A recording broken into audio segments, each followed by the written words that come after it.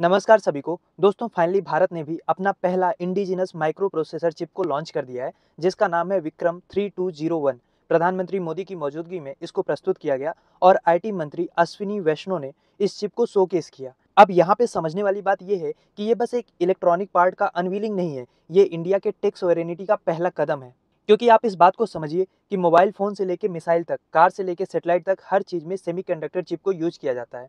और यही चिप हैं जो मॉडर्न इकोनॉमी की हार्ट बीट आप इनको कह सकते हैं। क्योंकि कोविड के बाद हमने देखा था कि सप्लाई चेन क्राइसिस जो आया था, उसने पूरी दुनिया को हिला दिया था और भारत को तब रियलाइज हुआ कि पूरी तरीके से, खासकर इतनी इंपॉर्टेंट चीज़ों पे इंपोर्ट डिपेंडेंस रहना बहुत खतरनाक साबित हो सकता है। इसके अलावा भारत हर साल 25 से 30 बिलियन डॉलर सिर्फ चिप इंपोर्ट पे खर्च करता है। यानी चिप के केस में डेड इकोनॉमी वाला सीन है, जहाँ पैसा भी बाहर जा रहा है, जॉब भी बाहर जा रही है, रिसर्च भी बाहर जा रहा है। तो भारत का सेमीकंडक्टर मिशन शुरू कैसे हुआ, इसको भी हम थोड़ा सा समझ लेते हैं। दरअसल 2021 में सरकार ने लॉन्च किया था इंडिया का सेमीकंडक्टर मिशन, जिसके लिए 76,000 करोड़ रुपए का टोटल इंसेंटिव अनाउंस किया गया। और इसके मेनली 3 पिलर थे। एक तो ये था कि जो मैन्युफैक्चरिंग का इकोसिस्टम है, उसको इंडिया में तैयार करना, ताकि जो फैब यूनिट्स हैं, जो इसकी असेंबली है, टेस्टिंग प्लांट्स हैं, सब कुछ इंडिया में तैयार हो सके। इसके अलावा डिजाइन का इकोसिस्टम तैयार किया गया, जिसमें चिप की डिजाइन का जो स्टार्टअप है और उसकी फंडिंग है, उसको जोड़ा गया। और तीसरा, जो सबसे ज़्यादा इंपॉर्टेंट है, कि स्किल और R&D को डेवलप करने के लिए यूनिवर्सिटीज़ में लैब बनाए गए, रिसर्च टाई अप किया गया। और इसका टारगेट ये था कि इंडिया सिर्फ एक कंज्यूमर मार्केट ना रहे, बल्कि प्रोड्यूसर बने सेमीकंडक्टर का। अब आते हैं थोड़ा सा सेंट्रल फिगर पे, यानी विक्रम 3201 चिप की बात करते हैं। तो ये एक 32 बिट का हाई परफॉर्मेंस माइक्रो प्रोसेसर है। और इसमें दिलचस्प बात यह है कि इसको इसरो के विक्रम साराभाई स्पेस सेंटर में ही डिजाइन किया गया है और इसकी मैन्युफैक्चरिंग हुई है चंडीगढ़ की सेमीकंडक्टर लेबोरेटरी में। और इसका नाम रखा गया है विक्रम, जो कि एक ट्रिब्यूट है विक्रम साराभाई को, जो हमारे इंडियन स्पेस प्रोग्राम के फादर कहे जाते हैं। अब अगर हम बात करें कि ये जो विक्रम चिप बना है, इसकी खासियत क्या है, तो सबसे पहली बात ये है कि 180 नैनोमीटर का ये प्रोसेसर है और एक्सट्रीम स्पेस लॉन्च कंडीशन को हैंडल कर सकता है, रेडिएशन को टॉलरेट कर सकता है, कॉस्मिक रेज को झेल सकता है, शॉक हो, वाइब्रेशन हो, टेम्परेचर टॉलरेंस हो, ये सब कुछ के लिए इसको टेस्ट किया गया है। और सबसे इंपॉर्टेंट बात यह है कि ये कंपेटेबल है एडा प्रोग्रामिंग लैंग्वेज से, यानी इसको डिफेंस और एरोस्पेस दोनों में यूज किया जा सकता है। हालांकि अभी ये चिप स्मार्टफोन में नहीं आएगा, लेकिन स्पेस और डिफेंस की बात जहाँ है, उन सारे मिशन में इसका इस्तेमाल किया जाएगा। आपको पता है 2009 से इसरो के लॉन्च व्हीकल में विक्रम 1601 यानी 16 बिट का चिप इस्तेमाल किया जाता था, और अब हम पहली बार इंडिया में ही बना के इसको अपग्रेड कर रहे हैं विक्रम 3201 यानी 32 बिट के साथ। तो ये एक तरीके से टेक्नोलॉजी में भी हम लीप कर रहे हैं, लेकिन इंपॉर्टेंट बात ये है कि ये इंपोर्टेड लीप नहीं है, बल्कि ये मेड इन इंडिया लीप है। अब अगर हम इसके फायदे की बात करें, तो यार इसका स्ट्रेटेजिक इम्पैक्ट जो है वो बहुत बड़ा होगा। क्योंकि इंडिया ने दिखा दिया है कि हम डिजाइन से लेके फैब्रिकेशन से लेके टेस्टिंग, यानी एंड टू एंड सब कुछ इंडिया में कर सकते हैं। इसके अलावा इसरो को अब विदेशी चिप पे डिपेंडेंट नहीं होना होगा। प्राइवेट सेक्टर और ग्लोबल इन्वेस्टर्स को एक कॉन्फिडेंस मिलेगा कि अब इंडिया में भी सेमीकंडक्टर बनाया जा रहा है, यानी इंडिया भी सेमीकंडक्टर में एक सीरियस प्लेयर बन के उभरेगा। और जितना बड़ा इसका स्ट्रेटेजिक इम्पैक्ट है, उससे भी बड़ा इसका इकोनॉमिक इम्पैक्ट होगा। क्योंकि आप कल्पना करके देखिए, जब सेमीकंडक्टर डोमेस्टिक बनेगा तो इसका मल्टीपल इफेक्ट होगा। एक तो ये होगा कि जो हमारी इलेक्ट्रॉनिक्स मैन्युफैक्चरिंग है, उसको बहुत बड़ा बूम मिलेगा। 5G से लेके AI सेक्टर तक सब कुछ एक्सेलरेट करेगा। इसके अलावा ईवी इंडस्ट्री भी जो बूम कर रही है, उसको बहुत बड़ा सपोर्ट मिलेगा और हजारों लाखों नौकरियां, वो भी स्किल्ड जॉब हमारे यहाँ पे क्रिएट होंगी। हालांकि इसके साथ ये भी ऐड करना जरूरी है कि जो विक्रम 3201 चिप बना है, इसका इस्तेमाल अभी लिमिटेड है। मेनली इसरो के सैटेलाइट में और रॉकेट्स में, डिफेंस मिसाइल गाइडेंस में, न्यूक्लियर रिएक्टर मॉनिटरिंग में और स्पेशल एरोस्पेस नेविगेशन सिस्टम में इसको यूज किया जाएगा। जहां तक बात रही कंज्यूमर के स्मार्टफोन या लैपटॉप में, तो अभी ये एक दूर की बात है, क्योंकि वहां पे 5 से 7 नैनोमीटर का चिप चाहिए होगा। इतना बड़ा चिप वहां पे लगेगा नहीं, लेकिन एटलीस्ट उस दिशा में हमने शुरुआत कर दी है। और इसके अलावा जो ये सेमीकंडक्टर चिप है ना, ये पूरी दुनिया की जियोपॉलिटिक्स को एक तरीके से डिफाइन कर रहा है। आज के समय में यूएस चाइना की जो चिप वार है, वो पूरी दुनिया की इकोनॉमी को शेक कर रहा है। अगर यूएसए की बात करें, तो यूएसए जनरली लीड करता है डिजाइन में और एडवांस रिसर्च एंड डेवलपमेंट में, और इसमें जो मेन कंपनीज हैं वो इंटेल है, एनवीडिया है, एप्पल है। लेकिन जब बात आती है मैन्युफैक्चरिंग की, तो इसको यूएसए आउटसोर्स करता है मोस्टली ताइवान और साउथ कोरिया से।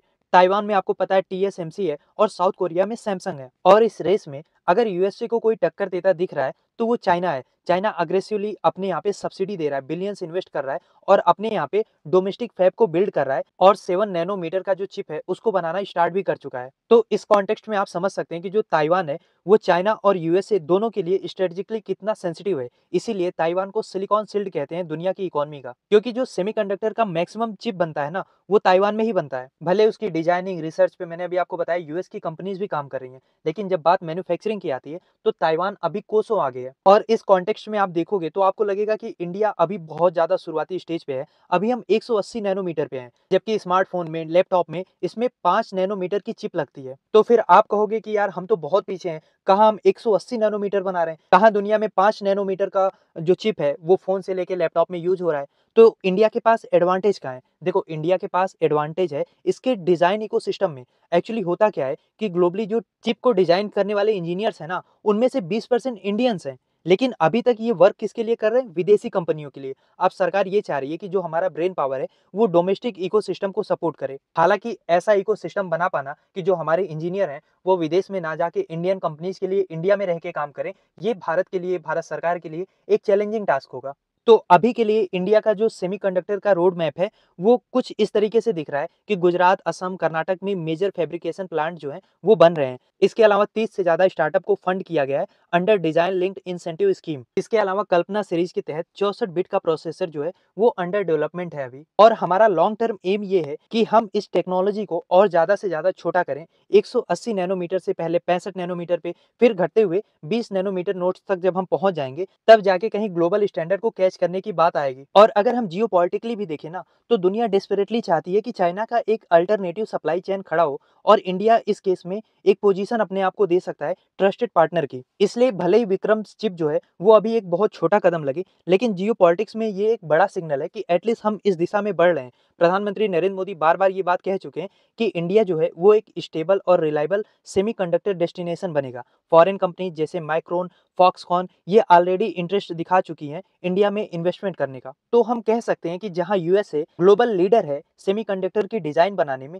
लेकिन जब बात आती है लार्ज मैन्युफैक्चरिंग हब बनाने की तो ये डिपेंड करता है ताइवान पे और साउथ कोरिया पे। अगर हम बात करें चाइना की तो वो अपने यहाँ पे बहुत ज्यादा सब्सिडी दे रहा है, सेमीकंडक्टर ज्यादा से ज्यादा बने इसके लिए पुश कर रहा है और 7 नैनोमीटर का जो चिप बनाने का उसका एम है उस दिशा में काम भी चल रहा है। वहीं हम ताइवान की बात करें तो ताइवान की जो कंपनी है टीएसएमसी, चिप बनाने में पूरी दुनिया में इसकी मोनोपोली है। 3 नैनोमीटर से छोटा चिप ये लोग बना रहे हैं और दुनिया की जो सबसे ज्यादा क्रिटिकल मैन्युफैक्चरिंग हब है ना, वो ताइवान में ही मिलेगा।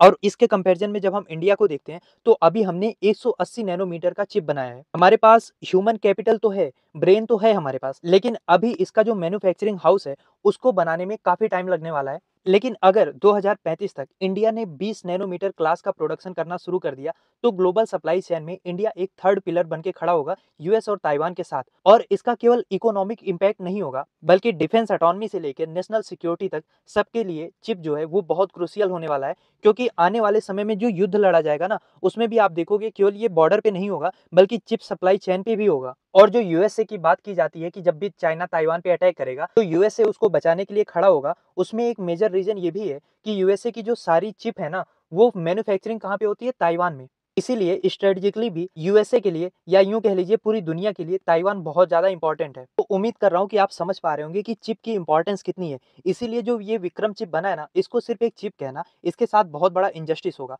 क्योंकि आज जो सेमीकंडक्टर है वो नई इकोनॉमी का ऑयल है, जिसके पास चिप कंट्रोल होगा वही फ्यूचर की इकोनॉमी को कंट्रोल करेगा। तो अब देखना ये है कि ये जो हमने पहला अपना इंडिजिनस चिप शोकेस किया है, क्या इसके बाद आने वाले 10 सालों में हम ग्लोबल चिप वार में एक क्रेडिबल थर्ड पावर बन पाएंगे, या विक्रम चिप जो है ये बस एक सिंबॉलिक माइलस्टोन बन के रह जाएगा। क्योंकि काफी कुछ डिपेंड करेगा सरकार की पॉलिसी पे, हमारा जो इकोसिस्टम है उसके कलेक्टिव विजन पे। अब मेरा सवाल आपसे ये है कि आपको क्या लगता है, क्या इंडिया रियलिस्टिकली आने वाले दशक में ताइवान और साउथ कोरिया जैसे चिप जायंट्स को चैलेंज कर पाएगा? क्या सोचते हैं आप इस बारे में? लिखिए अपनी राय कमेंट बॉक्स में।